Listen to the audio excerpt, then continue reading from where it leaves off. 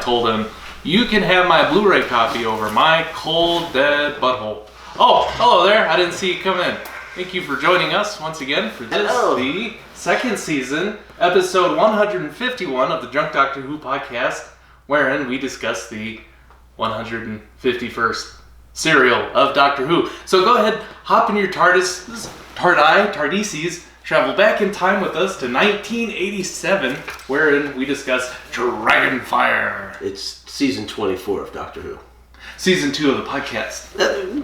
We only have for 5 years. No, we only have one season. We skipped the first one.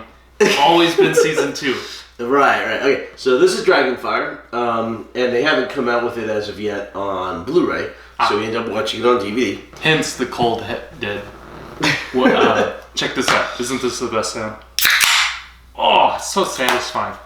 Today, what are we drinking today, Henry? I am having a virgin rum and coke, diet rum and coke. Yeah. Which is rum. Just a Diet Coke. You want some rum? I'll take a shot of rum. You will? Yeah. Okay. Put in what you want. It's up to you. Alright. I am drinking Captain Morgan peanut rum. butter one? No. This is a regular peanut butter is whiskey. This is rum. Oh, peanut butter whiskey. I'm Hatter. This is Holden. Hello. I am drinking Captain Morgan rum straight. He's drinking just a little bit of rum in his Diet Coke. Alright. I said a shot, but I'm going to have a cap full. I don't know how much. That's like a quarter of a shot. About there. Yeah, something like that, yeah. But perfect. Whatever's good for you. Alright, so anyway, episode 151, this is the 151st serial of Doctor Who. The last serial of season 24. It aired 11/23/1987 to 12/7/1987. And today, for us, is the 3rd of December of 2024. That's today. Happy holidays. Yep. We took a bit of an interim there during some seasonal allergies, flus, holidays. Oh, yeah, listen, I got sick with a really nasty cold. Your car wouldn't start. Oh, that too. Your car wouldn't start. Same old. And I've been out of town a lot lately. Yeah, lots of traveling, so... Welcome back. Thanks for joining. Thanks for waiting so patiently. We know you've been chomping at the bits for this next episode, as have I. Exactly. All right, so our companions are Mel, new companion, Ace, and Savlon Glitz is alive. He's in the serial. Savlon Glitz is here. He's not a companion. He doesn't travel in the TARDIS. Almost close. Same for that little girl. Oh, yeah. She is almost a companion. Antagonist. Kane. With a K. I spell it with a C, so my notes are all smudged. Right. Kane and, I guess we could say, Belage. Magenta from Rocky Horror Picture Show, Patricia Quinn, which I actually have her autograph over there. No kidding. Yeah. Was she at one of those conventions? At the Ren Fair, actually, yeah. Oh, cool. Yeah. Cool. Yeah. But yeah, Chris, knows I'm a big fan of Rocky Horror, and he brought me back her autograph. Nice. Really nice. Good Kane, how do you spell Belage? It was, I believe, Belaz. Z pronounced Jaj. Alright. Jaj. Just to get out of the way at the beginning, in this one, the Doctor essentially trades out Mel for Ace. Mm-hmm. Like literally trades out Mel for Ace. Which, I mean, no complaints here. It's a good trade. I didn't hate Mel. Yeah. I liked Mel. Kind of grating after, several episodes. Yeah. Ace is a much better companion. Yeah, carrot juice, exercise bike vibe, and she never quite shook that. She's very intense. Gonna kill you off, Sixth Doctor, when your head hits the panel because the TARDIS, you're on the exercise bike and the TARDIS shifts, yeah. So, now we have Ace. She's a little extreme. I guess we'll talk more about her later when she comes up. We are in episode 1. This was, tail end, November, December. Yeah. So, during Sylvester McCoy's run, the 3 seasons. Yep, the 3 seasons all were in October. September, October, November, December. All of his work? Yeah, all at the end of the year. Oh. In fact, the show was canceled. Like his last episode was almost in 1990, but wasn't actually in 1989, but almost in 1990. Almost made it to the 90s. Well, and then we have the TV movie, which was, of course, in the 90s. At this time, Doctor Who's kind of turning into like a holiday show. Like they have the Christmas specials, and they're only airing it around certain months. There are no Christmas specials in the old stuff, realistically. Oh. The only Christmas special in classic Doctor Who was the Hartnell one. Yeah, it was the Hartnell one during the Merry Christmas. The Feast of Stephen was the name of that episode. Episode 9 of the Daleks' Master Plan, when they completely went off the whole everything and it's crazy. Yeah, it's in the modern stuff that we get the Christmas episodes. Okay, all right. So there's this. You be my neighbor. Right. So there's this place called Ice World. It's on the back end of Savros.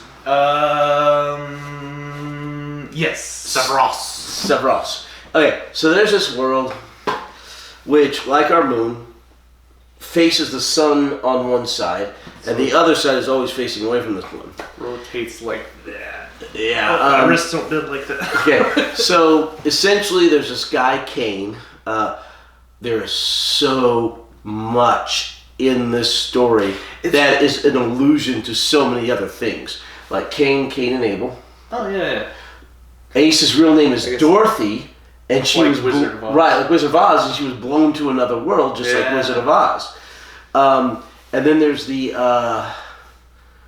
a couple of other bits like that where you've got talk about Plato and the existentialism and all that. Oh my goodness, yeah, that was a conversation and a half. Yeah, and metaphysics. And the little girl and the alien thing was very Aliens with Newt. It was, yeah. She was walking around with a little teddy bear. Yeah. So she was a cutie. There's allusions all over the place in this one. Blink and you'll miss them because it's only 3 episodes. But okay, so really packed full 3 episodes. It felt like it should have been 4. There's 1 or 2 things they never really explained. Yeah, kind of like they cut out a whole episode. But oddly enough, there's a bit of filler, especially in the 3rd episode where they're playing I Spy. Oh, that was just like a scene transitional thing. Yeah, it was a joke because it was, but they already killed off everybody by then. Yeah, that was the thing. So I feel like that whatever episode, the 4th episode would have been between 2 and 3. Like there's a episode that's supposed to be here. No. The episode was here. Between 1 and 2 to explain what the hell the Doctor was doing on the cliffhanger. I still think it has something to do with the mind influence of Kane. That's the only thing. I don't know. Apparently he was trying to get down to the next level. Yeah. And that's how he was trying to do it. But he realized he couldn't drop the rest of the way and stay on, not fall over the next cliff, is what I think happened. But none of that's explained. None of it's explained. All right. But they do miraculous. Okay, we'll get there. Okay. So, all right, wait. How many deaths do we have in this? Because it was literally almost everybody. So there's 10 explicit deaths on screen, 5 more off screen, and then on screen, an entire ship full of citizen populations was annihilated. So a lot, actually, probably close to a record per episode, per capita. Yeah, and then Kane. And then Kane died too. Yeah, he's part of the 10 on screen. Yeah. So so you've got the 1, 2, 3 Kane's minions. You've got the 6. Oh, these were on screen too. About 15 on screen. Okay, so you got the 3 Kane's minions that he kills directly. So it's including Magenta. Yeah, you have Matthew Perry, Krakow. It's not actually Matthew Perry; it just looks like him. And then Podolkin too, and then the sculptor and the bartender. Oh yeah, the sculptor. Dragon, and the dragon dies on screen. The bartender dies on screen. The sculptor he kills directly. He commits suicide. And basically oh my goodness, his suicide was so graphic, like Raiders of the Lost Ark level stuff. Yeah. That was. Here you go. PG family show, family PG-13. All right. Goodness gracious. So you've got this colony with maybe several hundred, if not 1,000 people in it. We only see a small portion because They can't afford that many extras and that big of sets. I imagine they're using like some of the same actors in different costumes. Right. The extra thing. But and the two guys who killed the dragon also died. Yeah. But by the end of this, every single person Podolfkin and on the colony, every person is dead, with the exception of the Doctor, Ace, Mel, Glitz, this cute little Shirley Temple girl, and her mother. Everyone else is dead. It's one of those like there were several serials in a row where everyone dies except the Doctor and the baby. At all, just everyone else. The people with plot armor, even the main antagonist and stuff. Just total wipeout. It's brutal. Sometimes you feel like they're doing that just because they're trying to tie up loose ends. They're like, well, we have the Sablon Glitz character that came back, but we don't want any of these other characters to come back. We'll just make sure that they're gone from the plot. I think it just showed just how evil Kane was. Gosh, I knew that was the point the first few times, but then it actually got me on the spaceship exploding. Yeah. I was like, he is evil. Yeah. All right. So anyway, you got this ice world. Kane rules it.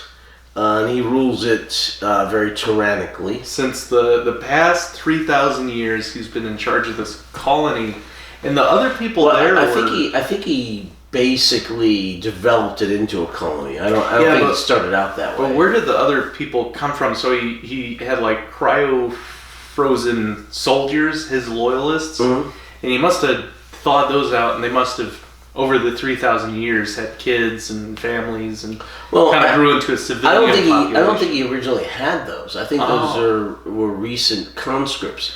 So I think travelers. Essentially he's a criminal. He's exiled from his home planet. What was it called? Proamon, yeah. Proamon. So he's exiled from Proamon.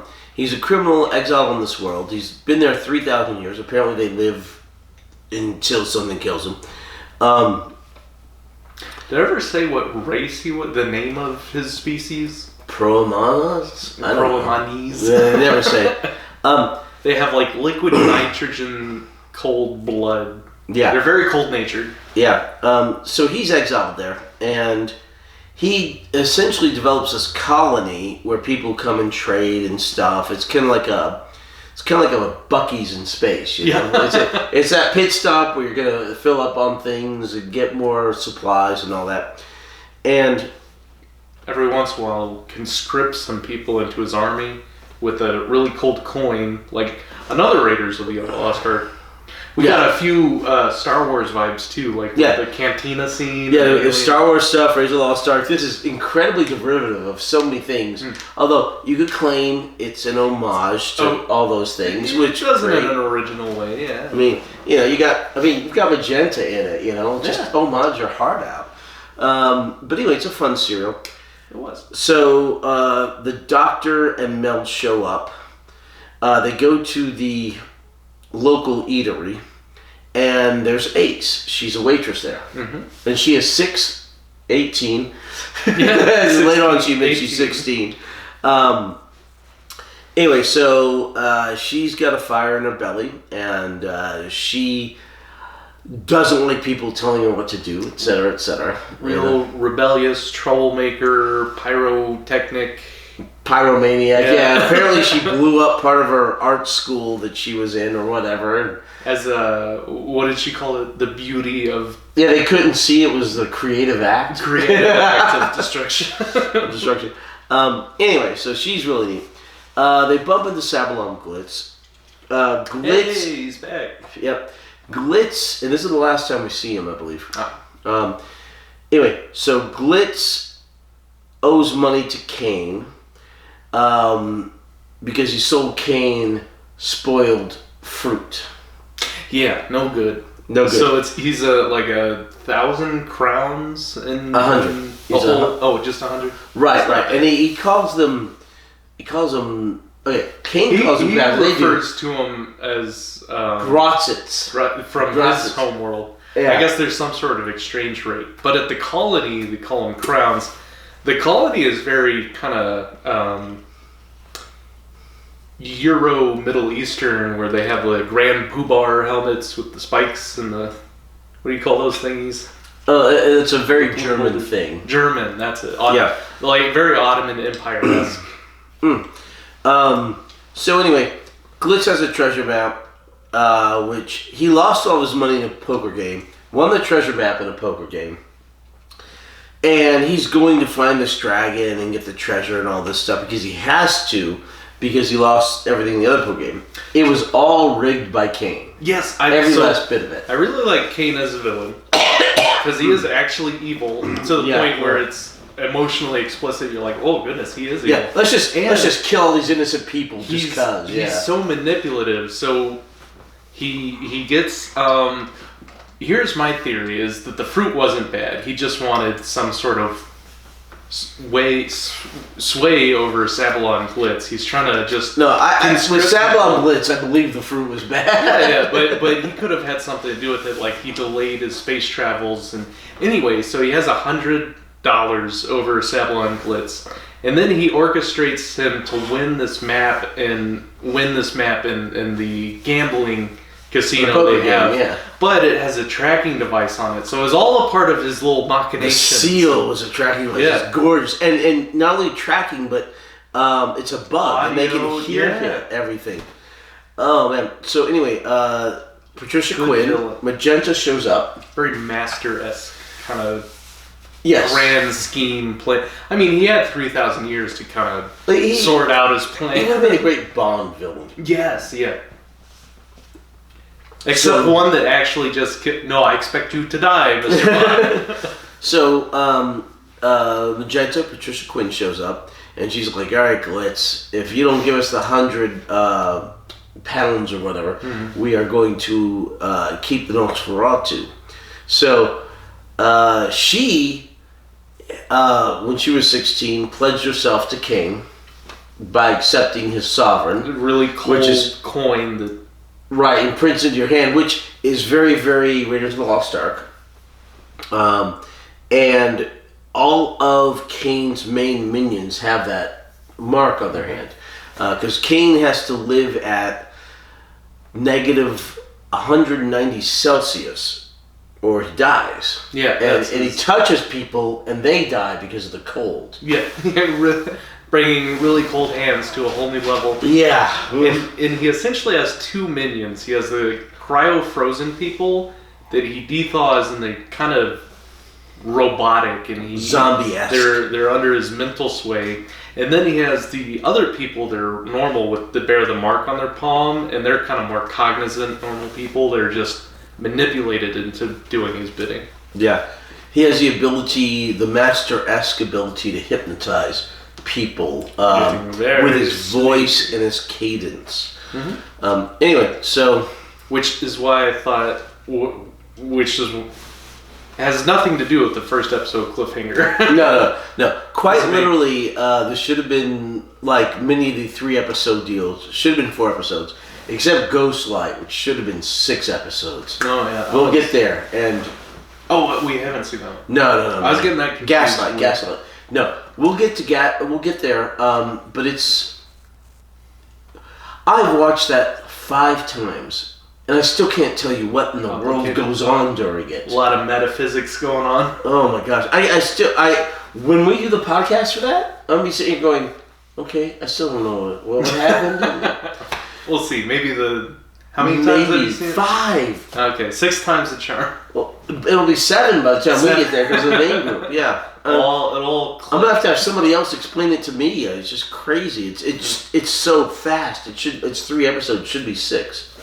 Here's my theory, is that you'll never figure it out because it doesn't actually make sense. Like, it's just too fast-paced. And I think you're right. Full of plot holes and stuff. But that's season 26. We're finishing up season 24. Yeah, we got a couple anyway, Ace gets fired from her waitressing job because she pours a milkshake on a lady's head and then her boss's head. As you do. Yeah, as you do. How many times I wish I could have done that? She joins with the Doctor, Mel, and Sebulon Glitz to go look for the treasure. But the Doctor, Sebulon Glitz is like, no, ladies, you stay here. It's too dangerous. They stay there. The Doctor and Sebulon Glitz leave, which is when she gets fired. Yes. Because she jumps that milkshake on Lily's head. As you do. The Doctor and Sebulon Glitz go into the deep dungeons beneath Ice World looking for the dragon and the treasure. So the Dragonfire is the treasure. Dragonfire, yes. And that's the big mysteries. What's the dragon? What's the Dragonfire? Right. And then to that end, they kind of split up again. Mm-hmm. For the first time. Right. So Mel and Ace back to her apartment. Right. They end up getting kicked out of the cantina once Ace dumps the milkshake on her boss's head. You're out of here. You're out of here. So they go back to her apartment, and she's got all this stuff, including Nitro 9. Whipped cream cans. They're painted silver. I think they're deodorant cans. Little I think they're deodorant cans. looking things. But she apparently she's a pyromaniac and explosives expert. Hairspray, I bet. The movie? No, the cans. I'm guessing what they use for the props. Maybe. And she's like, okay. And she decides to go down, and there's a door that people have to get through, and they can't open it. Yeah, it's because of an ice frozen shut or something. And she puts 2 cans of Nitro 9 on there. Yeah, and super it freezes the metal, and it shatters. And the guards are like, "Oh, that works." Right. Wait a minute. Wait. What are you doing? And then Patricia Quinn, Magenta, shows up. Belaz. And she's like, "Okay, you two are under arrest." Really cracking down. Yeah, and which I mean, how could you not get arrested for open the door? She was helping them because they couldn't open it in a very destructive way, which is a creative act in and of itself. Which there you go. Wait till Ace gets a baseball bat. Ooh, you'll like that. And wait till it's supercharged. A supercharged baseball bat? Supercharged by a doll. The Hand of Omega. Ooh, Omega? The Hand of Omega. The same Omega? Or a different Omega? Yeah? Yeah. Hey, Omega's coming back. It's No, he's not coming back. 5% of Omega's coming back. He has an artifact called the Hand of Omega, and she gets a baseball bat supercharged by the Hand of Omega artifact. I thought it was the Addams Family type hand. No. Or the Hand of Vecna, or whatever. Vecna? Vecna. I don't remember that. The D&D thing. Oh, I don't play a lot of D&D. Okay, there's the Eye of Vecna and the Hand of Vecna. And the sash of Rassilon. There is a sash of Rassilon in Doctor Who. The depends of Rassilon. Alright, so, anyway, the Doctor and Sebulon Glitz are down in the bowels of this place. They get separated.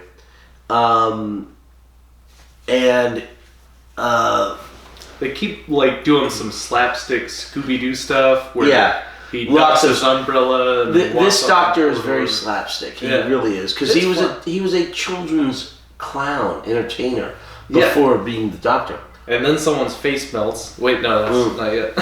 Right. So Mel and Ace got arrested because Ace blew up the door.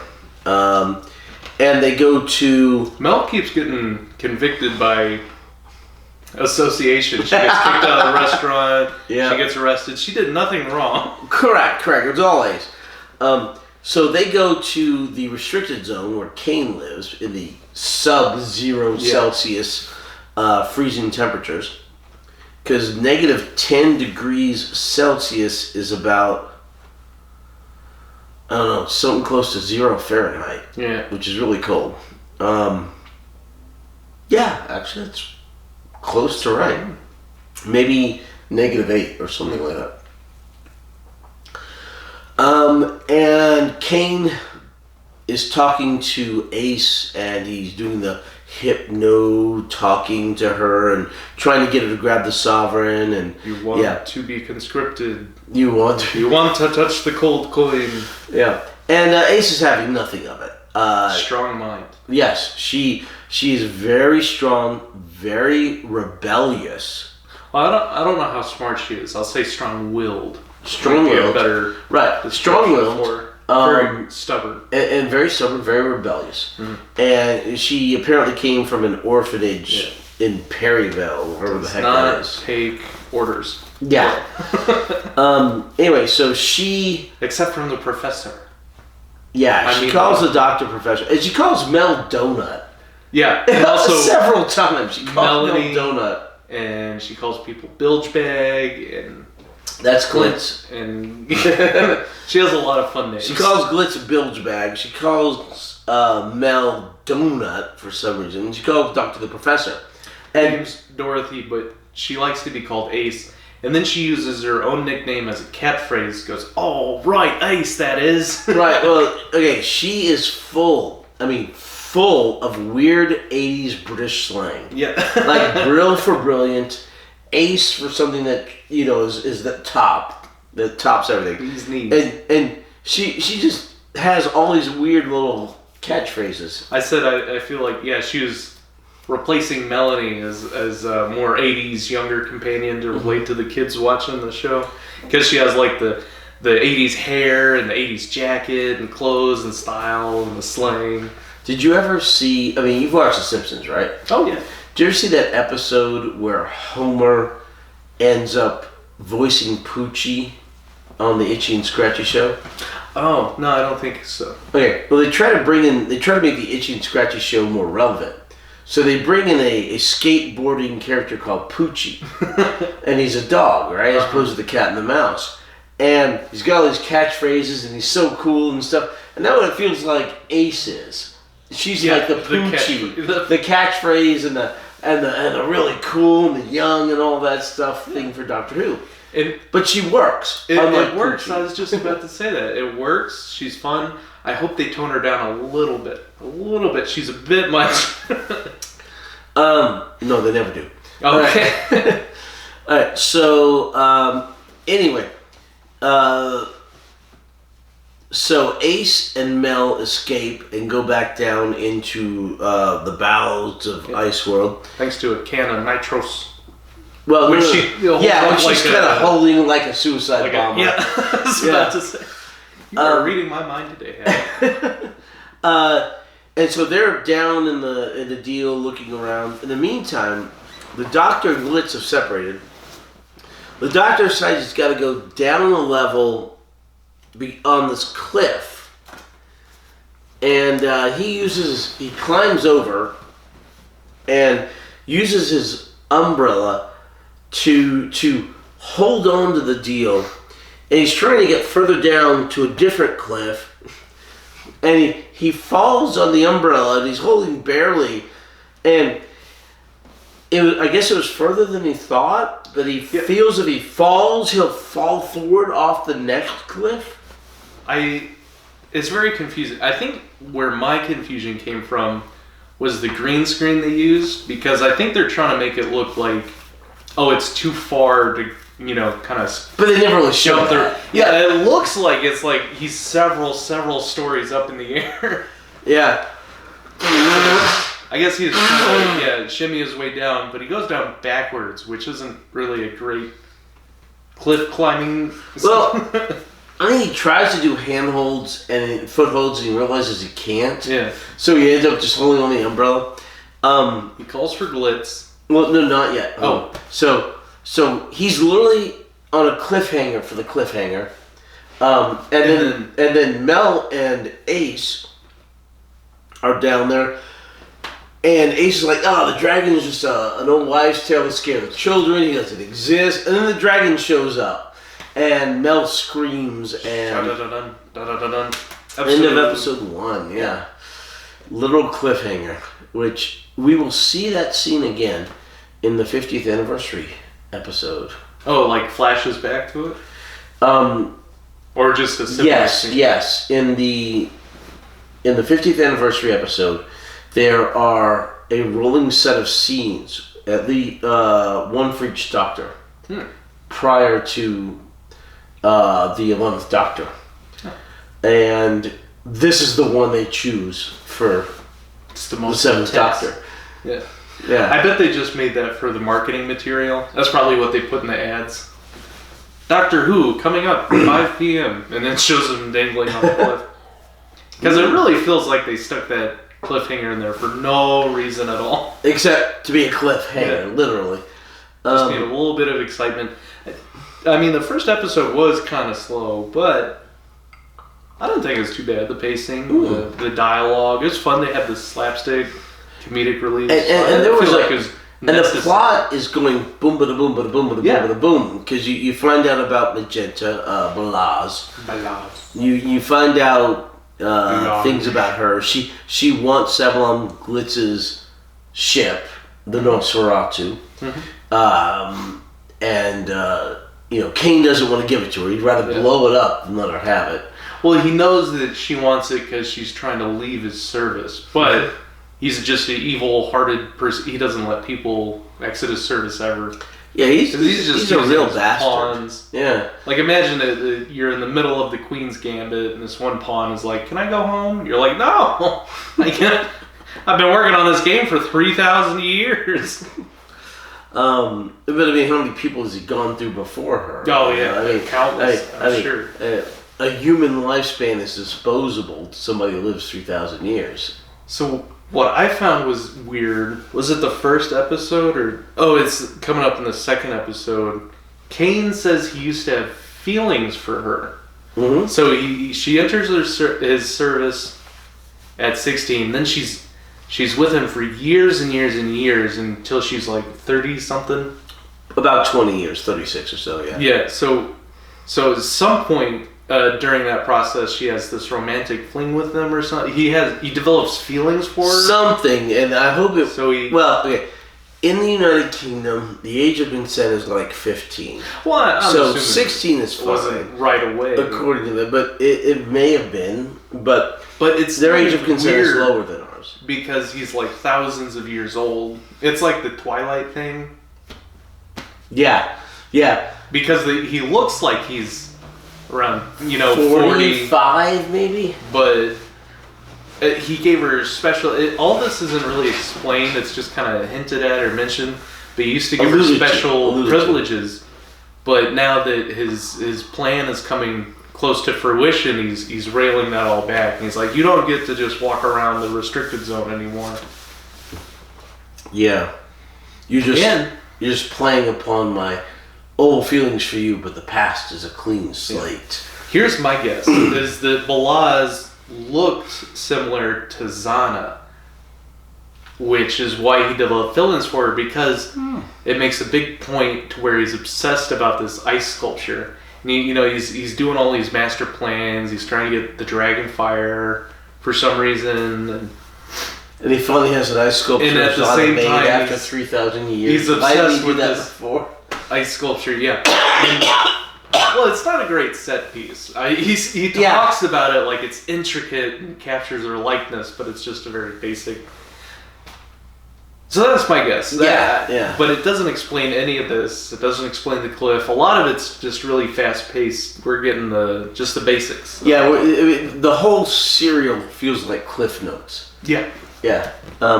Okay. So anyway, we've already had a bunch of deaths. There's going to be a bunch of more. So the whole conversation about his feeling. How does she end up in the restricted zone? Because that's pretty much at the start of episode 2-ish. Well, she goes there. She says she's looking for him. Wait, no, that's episode 1.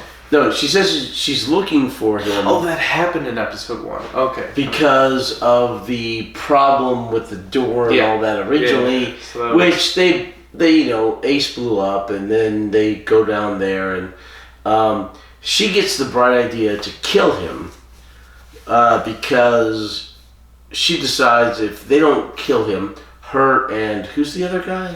His name was Krakal? Krakal? Krakal. Krakal. Matthew Perry died. Right. And then Pedolfkin is the other one, but it never mentions the other lady's name, I don't think. Correct. So there's basically, she's more or less a lieutenant under Kane, and Kane has a general called Kukal, and he's the one that originally puts the conscripts in the frozen stuff and all that in episode 1. Correct. And she's like, look, if we don't kill Kane, Kane's going to kill us. And he also has the mark of the Sovereign on his hand, just like she does, because he put down the Sovereign under his negative 190 degrees Celsius thing, and they picked it up and it burned in their hand.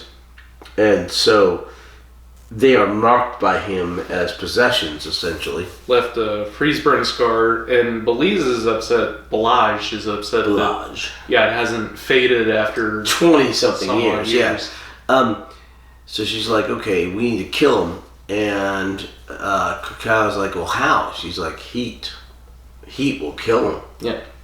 She's been into the restricted zone. She figures out he takes his vampire naps in his cold coffin to bring his internal temperature back down, because even the ice world is too hot for him, which is weird. I guess he's always had that cryo chamber, because they mentioned when they banished him to Severod that it would be cold enough for him to live on, but maybe not comfortably cold enough. Correct. Yeah. Oh, I get it. It was warm enough to weaken his ice powers of freezing people, so that's why he built that's probably why he built the thing to take his core temperature back down to where he could freeze people. Or maybe he always had it in the ship. Do you think he built that ship colony, or that's what they exiled him on? I think they exiled him on that. Yeah, me too. Yeah. That was my theory. And they okay, so this guy's exiled on this Fortress of Solitude kind of place, and he can't leave because the key to his prison is the Dragonfire inside the head of the biomechanoid dragon. Yes. So he doesn't like heat, so they have this biomechanoid that shoots lasers, so basically a fire-breathing dragon to protect the energy source for his colony / spaceship. Spoilers. / prison. Yeah. Alright, so episode 2. So he is like Mr. Freeze, because he can't leave his cold cryo place. In many ways, like I said, this a lot of references to this serial is a rip-off / homage of so much. A lot of tropes come together from other series and franchises. I did like it. Yeah, it seemed respectful. It's not like a blatant rip-off of. Right. It was. It's kind of blatant, but. But it was all so many that it felt but there are tropes and things, okay, so episode 2, Glitch shows up, saves the doctor.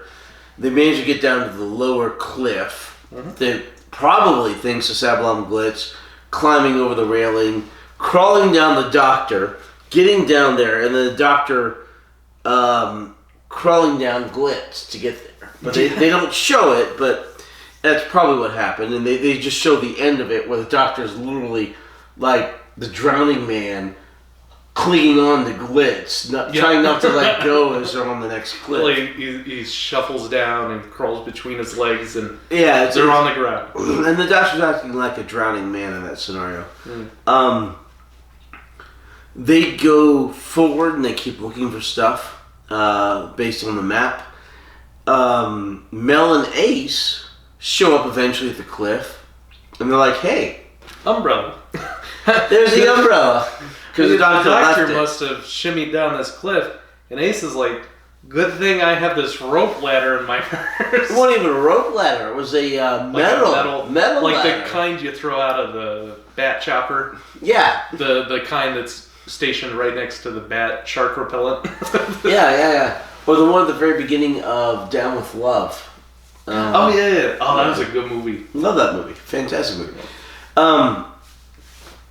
Ewan McGregor. Huh? Ewan McGregor. Oh, God. love Ian McGregor. We're love talking him. about It's a very several inch long sock. It's a foot long sock. Well, no. But realize I've got a foot and a half because there's two of them. And that poor secretary.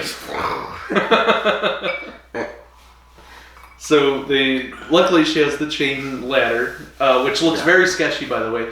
But apparently she carries that around just because she's a very Prepared. Boy Scout, and it's like an ice planet. So who knows when you don't need a rope ladder? Well, I think she's always getting into something. Yeah, I think she was planning on going down there anyway. Remember, she wanted to go with them. Good so point. they go to her place. That's she why grabs what she needs. Yeah. So she's got. So she has a backpack with 4 cans of Nitro 9, that chain ladder, and a thermos of coffee. Yeah. Just the essentials.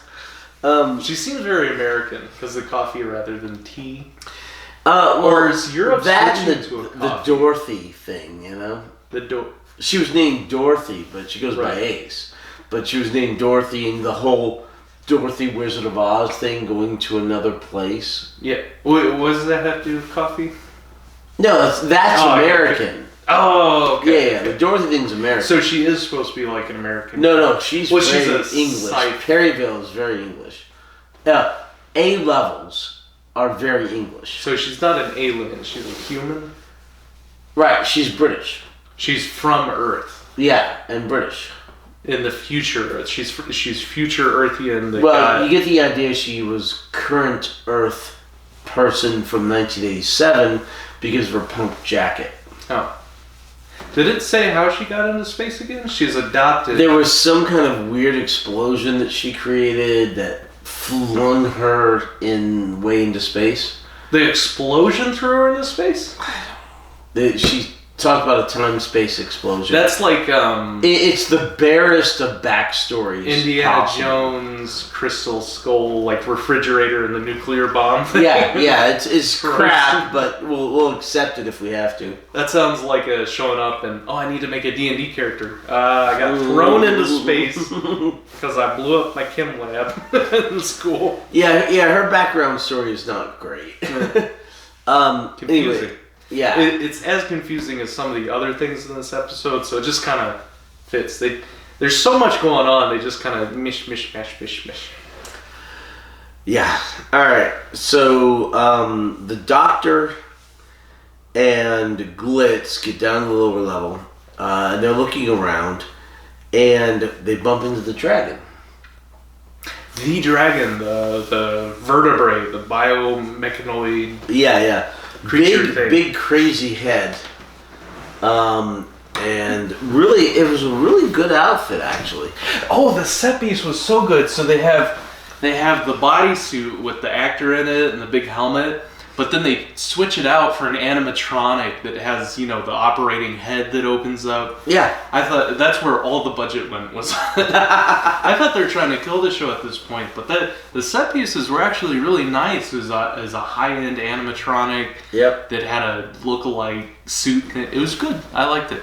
Yeah. It really felt like aliens, like the suit, the alien head. It reminded me of the scene in Men in Black where the face opens up, but the alien looked like the one from the big-headed ones from Independence Day.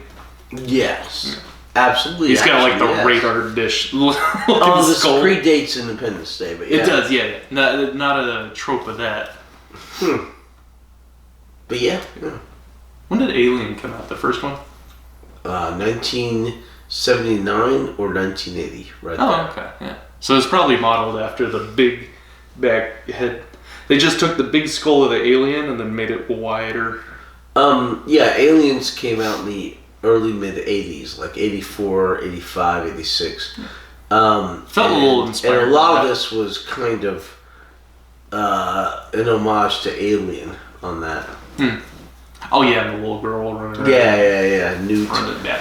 Quick. Yeah, no problem. I will advance the plot. That's good, because you won't while I'm here. Yeah, exactly. Alright. Anyway, so continuing episode 2, the Doctor and Glitz run into the dragon. The dragon shoots at them. The Doctor and Glitz go through a submarine-style door and lock it. And then the dragon starts to burn through the door. And Glitz, once the dragon burns through the door, is about to shoot the dragon. The Doctor grabs Glitz's gun, says, "No, we have no right to kill," and throws the gun away. And Glitz just looks at him like, "What?" But the dragon, sensing they are not hostile, or at least the Doctor's not hostile, leaves. And Glitz is like, "Why didn't the dragon kill us?" And the Doctor's like, "Well, let's ask it." So they head to the dragon. In the meantime, eventually, Mel and Ace catch up with the Doctor and Glitz. There's the subplot to kill Kane, which does not come to fruition because the guy, Cavalitz or whatever, tries by turning up the temperature, but Kane is aware enough that the temperature is being problematic, and he comes out of his weird little coffin thing, kills him, and turns the temperature back down. And then he eventually he calls in Balaz, and kills her. After the Doctor and Glitz manage to get to a ship, and they try to take off. It's beginning to look a lot like Christmas.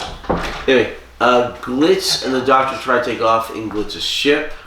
They're not able to because of Balaz, and the Doctor's like, "Look, Glitz, whatever you owe, pay Kane." And he looks at Balaz and is like, "I don't think you can ever pay him what you owe him." And that's sad. And then later on, Kane kills her. So sad. Yeah. Yeah. Well, I thought she was going to make it out. She had such aspirations for freedom. She had been since 16. She wanted the ship. And He knew like she wanted 34, the ship. 35, 36. He's just so cruel. Yeah. Kane's just a rat bastard. Yeah. Clever dick too. So anyway, Are we on episode 2 still? yeah, barely. So anyway, the Doctor, Glitz, Ace, and Mel run into the dragon, but the dragon leads them into the far depths of the, what was it, the Willow Caves or something? Something like that. Yeah, we find out that the dragon is friendly. Singing trees. He rescues the little girl. He helps. He hasn't done that yet. Oh, he rescued the Doctor and Glitz?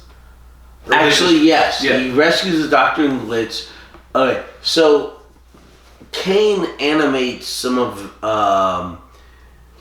the crew, Glitz's crew, to go after Glitz. The real robotic hypnotized they're ones really after the zombie-esque. cryo freezing. Right, and they go after, and they're after Mel and Ace, and they throw their last 2 bottles of Nitro 9. Which takes Which out kills about 4 6 of them. or 5, 6. Yeah, but not the last one. Yeah, last one was still- the first guy, and the guy who had lines earlier in the very first episode, and the guy who has the lines here, so they only have to pay one person because of the lines. They'll right? only so many speaking Right. parts. Notice the little girl never had a speaking part because they don't want to pay her for that. They just want to pay her to be an extra. They spent all the money on the sets and the costumes, and they really didn't have a whole lot of speaking characters. Right. And all the ones they did had a few lines of them.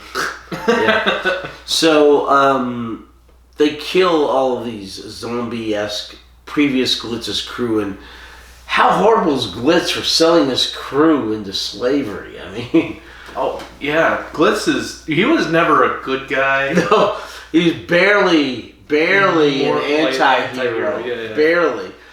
You have that morally gray spectrum, and he's way over here towards the chaotic, evil, kind of self-serving rogue. Chaotic dumbass, yeah. Archetype, yeah. Seriously, so I'm talking about you, Chris. Chaotic dumbass. All right. His characters in D&D are always chaotic dumbasses. Oh, that's me. That's you? Yeah, I love the dumb characters. No, Don't do that. The sorcerer character, because they scale with charisma instead of intelligence, like normal casters do. Most like warlocks and wizards and stuff. Yeah. So I always like the idea of someone who's extremely charismatic, who's very innately magical, but he's not real intelligent. It's just a fun character to play. Bill Gates. Yes. They go, huzzah, fireball. Very charismatic. All right. So it's kind of like playing a bard wizard or something. I don't know. Okay. Charismatic ones are always the ones schmoozing up the bar maidens. All right. Let's see. No, it's just me. Okay. Yeah. I'm very tropey when it comes to D&D. That or like the big dumb barbarian guy. I love the big strength build, low intelligence, like Zug Smash. Zug Smash, good. Yes. Yeah. That's always a fun character. Alright, so anyway, the dragon ends up saving the Dr. Glitz, Mel, and Ace from the very last of the zombie guys who survives. Yeah, the cold didn't kill him, but they don't like heat. Right. He zaps him with his laser eyes. Right, zaps him with laser eyes. He dies. And the Dragonfire, the dragon leads him into the place of trees or whatever. Yeah, that's what the doctor calls it, but they're like these resonating ice crystals, and he calls it like a singing forest. He likens it to it, and it has stalagmites and stalactites. He's like, it's like a forest of singing trees. Right. And Glitz says, I see no trees. He goes, oh, use your imagination. There's a weeping willow. And right. I don't really get the reference there, do you? Well, okay, first of all, if you've been to Carlsbad Caverns, there's kind of places like that where the wind comes through and can make things sing. Second of all, there's an analogous deal in the modern Doctor Who of the Singing Towers, which we'll get to in the Wedding, the Husbands of River Song. Analogous meaning... Great episode. Very close, yeah. Like an amalgamation. Yeah, and by the way, I love in this episode, it's like, well, it's an unimpeachable source. Well, what does that mean? Unimpeachable means it can't be it can't do this. I know what unimpeachable means. Yeah.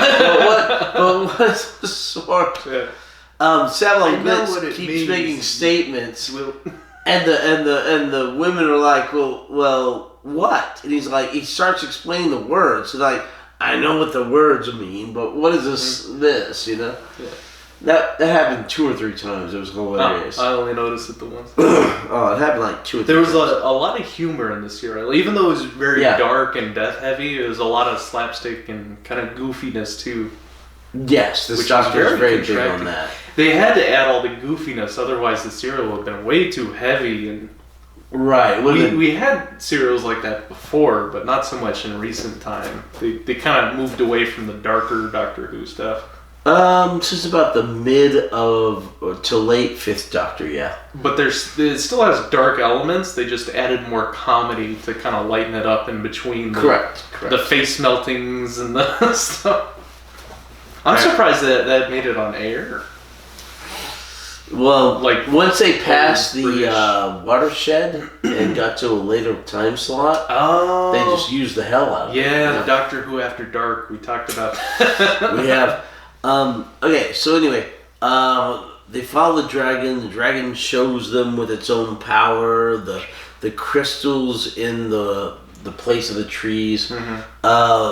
how this lady shows up on a hologram and, you know, yeah, he used save us, Obi-Wan, your only hope. Yeah. But it's like, okay, it's more of the Superman 2. Here are the bad guys. So and they've been exiled. Like, remember that in Superman 2? Yeah. Okay. And she shows them that and the talks about Kane and all that. What's his name? And that's how, the plot of the new one. The what's his face guy that comes, like the other Kryptonians that live that have been exiled. yeah, I always Superman like. Yeah, but they redid it with the Henry Cavill one, kind of Oh, the I same haven't plot seen point. any of that stuff. But I always liked the original, how they had the flat plate that they were banished in, floating Yeah, through the space. little triangle thing, yeah. You're like, oh. No, I like that. Me too. I just thought that was the neat CGI effect when I first saw it. When I was Yeah. itty bitty. But, you know, the dragon shows that, and then the doctor figures out that the dragon is actually the treasure. There's no treasure, but he's a treasure. His head opens up segments and shows that the Dragonfire, the power source to the... Is a crystal embedded in its head that is the key to the prison of Iceworld, in which Kane lives. So I have a question. Mm-hmm. Doesn't it seem unnecessarily convoluted that... Why didn't they just destroy the power source to have him exiled there? Why did they build it in a mechanized robot to keep it safe for 3,000 years and then record an emergency message in case that plane goes wrong so it can whisper outside? Oh. This is the problem with societies that don't want capital punishment. Okay, so we don't want to kill somebody because they murdered 18 people. We'll put them in prison for life. Well, eventually you have to come up with these weird ways to keep them in prison. And you're better off just executing the murderers, you know? They could have just kept him in cryostasis, like just frozen him and... Okay, so now you're getting back to... I don't know. what was that movie with the 3 shells? Demolition Man. Oh, yeah. Yeah. Freeze him for future use. Yeah. The world needs him. Yeah. That was a fun movie. That had Sylvester Stallone. Mm-hmm. Yeah. And that little guy from American Gigolo. Oh. What is his name? I don't know. And what's her face from Speed? Oh, the bus movie. Yeah, with Keanu. Yeah, but with the lady. Yeah. Yeah, she was in that I don't know too. her name. Alyssa would know. Anyway, so end of episode 2, you've got the bad guy, Kane, looking into the camera going, "Oh, the Dragonfire will finally be mine," because he set everything up to get the Dragonfire. Episode 3, he animates all of his zombie army. Yes. Yeah. Out of cryogenics, and he's like, "Okay, we're leaving. The Dragonfire will be mine in a few hours. I don't want anybody left on this ship. Well, sorry, on this colony." Yeah. But it turns out it's a ship. He does a lot of exposition stuff, kind of explaining the Pro-Amon and how he was exiled. And so did the lady in the resonating crystal, but we already spoiled that for you. So. Yeah. So he sends his guys out when it was explained to herd all of the populace into the Nosferatu. For what reason, by the way? Does he ever explain why he wants the population? Well, obviously to kill them. I mean, he wants to get rid of all the people, but he doesn't have to kill them. But his zombies go into the canteen and just start shooting people at random. All the people leave, and they end up getting herded into the Nosferatu. I have another convoluted theory to explain why he's so evil. So I feel like biometrically, using his power of influence, his source, probably takes up a lot of energy for him, starts to heat up his internal core temperature.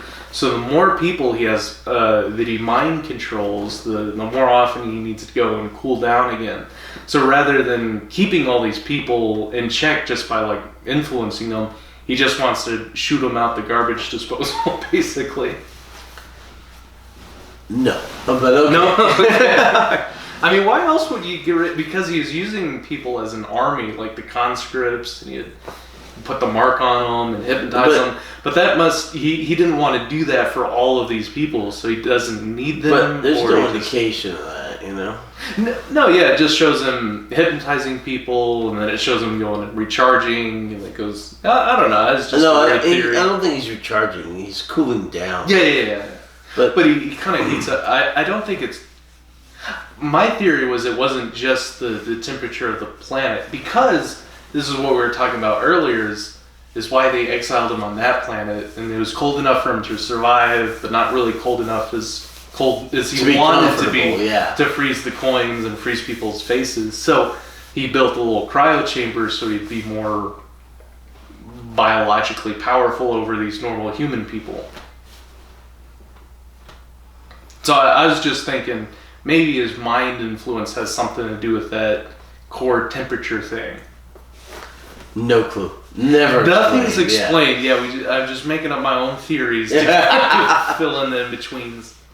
Okay, so anyway, everyone gets herded into the Nosferatu, and the Nosferatu starts to leave.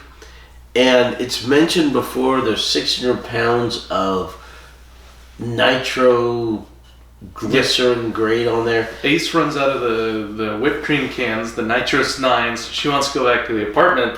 He goes, no, why go for the homemade stuff? I have pounds and pounds of it on my spaceship, quality grade stuff that we can use as a weapon. All these people, these hundreds, maybe 1,000 people, are on the ship leaving the planet because they're being shot at by all these goons. It's about 12 extras.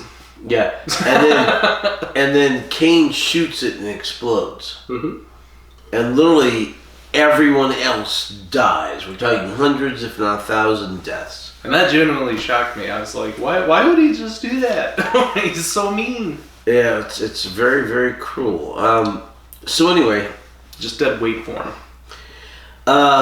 Back to Kane's minions. Oh, wait. Yeah, a whole army. The battery's flashing. Oh no! I'll grab the thing. Back up. Wait. Okay, so we're gonna splice this together. Intermission. What a show. Intermission. Not sure how this song goes. Wait, is it because of the energy or is it because of memory? Oh, let me check. Oh yeah, it must be a memory thing. What does it say?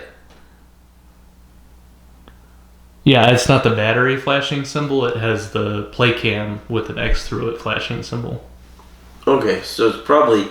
Alright, anyway. It says 4 minutes, but you still have 3 bars. We gotta finish up in 4 minutes, Hatter.